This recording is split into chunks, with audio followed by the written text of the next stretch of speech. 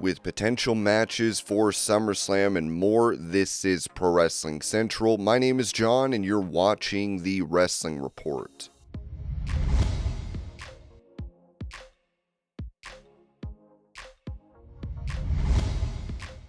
Going over her match against Chelsea Green on Raw, Nikki Bella told the Raw recap show, "I was very blown up, but I gave it my all. What's crazy is everyone kept telling me backstage, it's gonna be like riding an old bike. Well, yeah, it was like riding such an old bike that I went and put Chelsea up in my old rack attack that broke my neck. What's weird is that I haven't hit that since 2016, so it was weird that I naturally turned her and put her up, and in that slight second I was like, this is what broke my neck. What am I doing? Even when I came back from my broken neck, I never did that. I never once did that. So tonight it was very weird how quickly and naturally I spun her. Even Chelsea was like, are you okay? But that was very wild to me and also pissed me off. It's crazy because at the Battle Royal, I hit Chelsea with the Rack Attack 2.0, but tonight it was weird being in that singles form. That feeling of I'm gonna win this took me back to the OG Rack Attack, and when I had that realization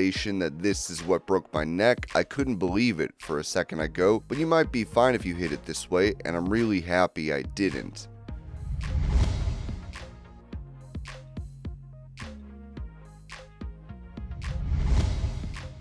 Calling out those online that were body shaming legends at WWE Evolution, Gail Kim wrote this on X. I'm noticing a lot of comments regarding the legends that were on Evolution last night. It seems like a huge amount of comments are in regards to their aging and looks. That's where all our dysmorphia comes from, which I still go through today. Think before you comment. Pre-pay-per-view, people were just excited about who they could possibly see show up. Then when they see them, critiques on their looks. Please don't do this. We are all human beings. Remember and celebrate what they gave to the business.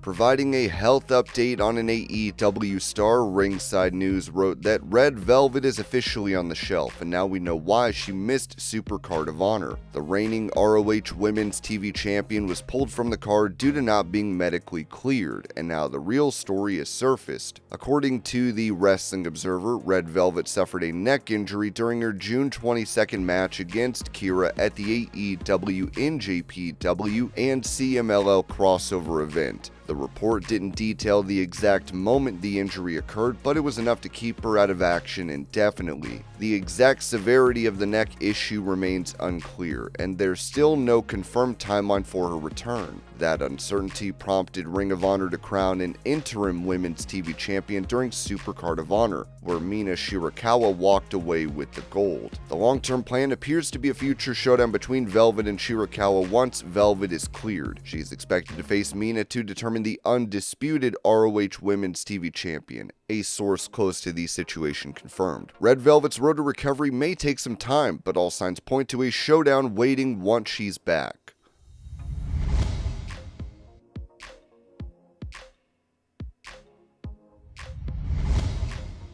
Speaking about the 2 out of 3 falls match between Bayley and LYRA VALKYRIA, where LYRA earned a women's intercontinental title shot against Becky Lynch, Dave Meltzer noted on Wrestling Observer Radio, 100% the bigger match is Bayley, but it feels to me that Bayley is kind of the female Sami Zayn, that they see her as someone who is really good, but her role is to lose to the people that they're really serious about, and for whatever reason, LYRA VALKYRIA is that person right now. The first one, I thought that match was awesome, and they may just be trying to, recreate that match for SummerSlam.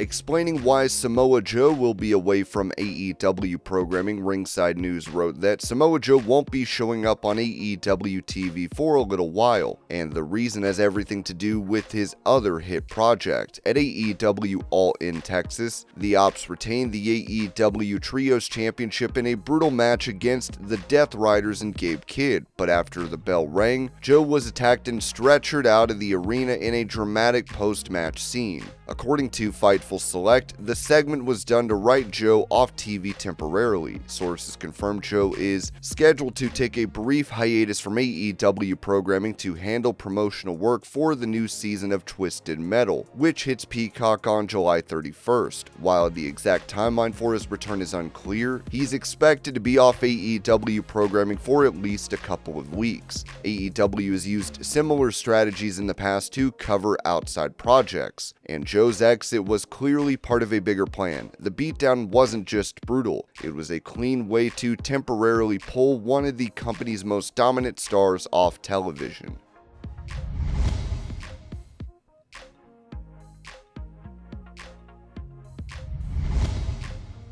After being speared by Goldberg on Saturday night's main event, WWE referee Charles Robinson posted an x-ray of his ribs on Instagram and wrote, "Thanks Bill Goldberg, never fear, I am all man and I can't be kept down. I will return for WWE SmackDown next week in San Antonio."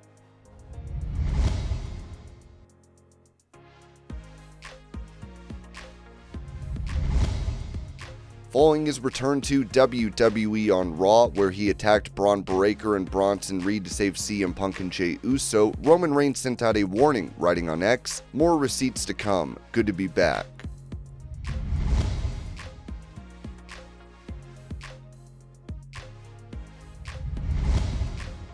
Touching on what went on backstage due to Seth Rollins' injury on Saturday night's main event, Bryan Alvarez said this on Wrestling Observer Live. "The whole last 40 minutes of that show were in disarray. I was told they had something planned for the end of the show, which was not a Seth Rollins cash-in, but they had something planned for the end of the show, and because of this injury, it did not happen. So there were a lot of people that were working live on this show who, in the middle of a live event, were told, Seth is hurt, we gotta change it. So they were scrambling and doing this."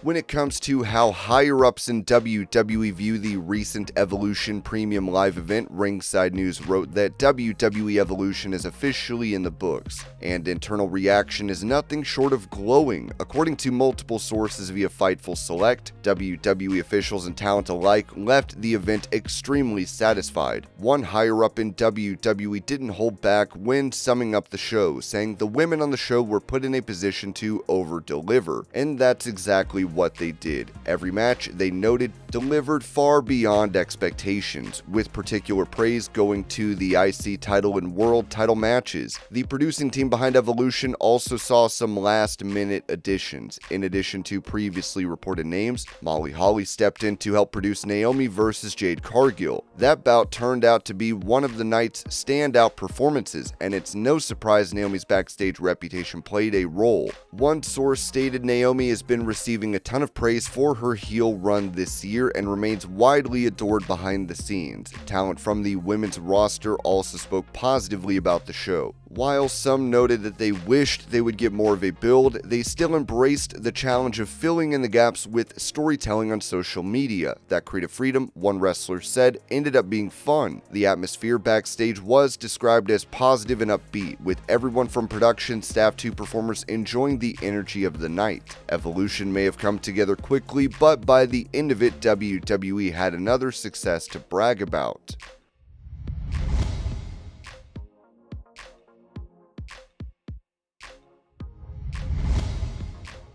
Revealing how Adam Cole nearly decided to retire officially at AEW All In Texas, Bryan Alvarez noted on Wrestling Observer Live, Kyle Fletcher lariated him right in the jaw, and he ended up with a concussion. He talked to Tony Khan, and ended up he's out. Everything you see is everything that happened. Everything you saw on television was 100% legitimate. Everything he said, all of it. From what I can gather, he was pretty much ready to go on Saturday and retire, and I guess, cooler heads prevailed. And it's exactly what he said. He was like, I'm not in the right headspace to make that decision right now. His future as a wrestler is very much in doubt, and it's just going to be a matter of time when he feels he's in the right headspace. He's going to make a decision, and we'll see what happens. Dave Meltzer added on Wrestling Observer Radio, so what happened is, again, it's like, I don't know that it's a concussion, but what happened to him would lead one to believe it was a concussion, okay? But I don't know that. Like, look, Friday night he was still doing the match. And it wasn't like it was touch and go.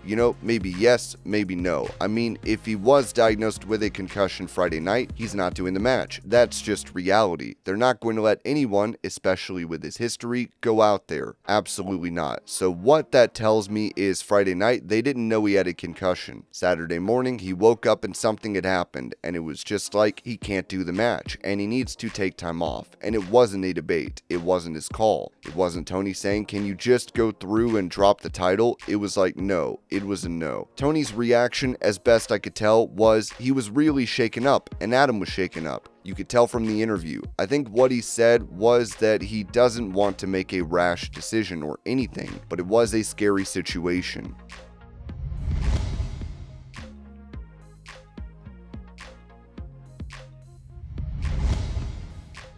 Going over possible matches for SummerSlam this year, Dave Meltzer and Garrett Gonzalez said this on Wrestling Observer Radio. Almost all the time, like if you think about the top guys, the money guys, Roman Reigns, CM Punk, Cody Rhodes, John Cena, we already got their matches.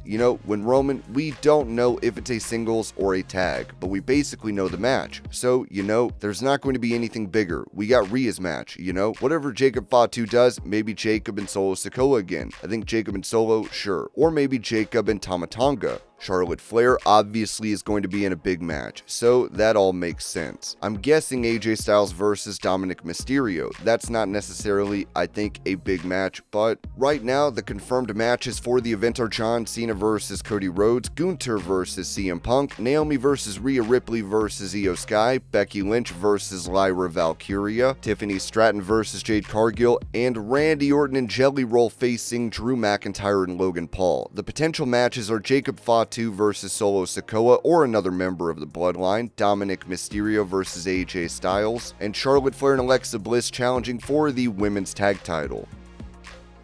And this was your pro wrestling news update. I hope you're all having a great day. Thank you so much for watching, and I will see y'all later.